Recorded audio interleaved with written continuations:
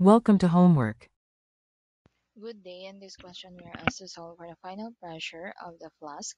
So, assuming that the volume here is constant, which is equals to 4 liters, we can just use the final values here using the ideal gas equation where pressure times volume is equals to moles times ideal gas constant and temperature. So, pressure is equals to nRT over volume, where our mole is equals to the mass divided by the molar mass of N2.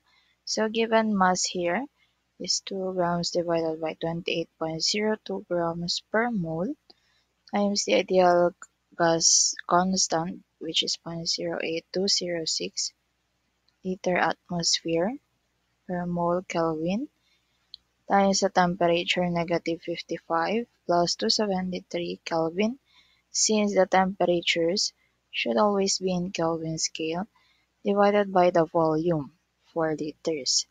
Therefore, final pressure here is equals to 0.319 atmosphere. Thank you.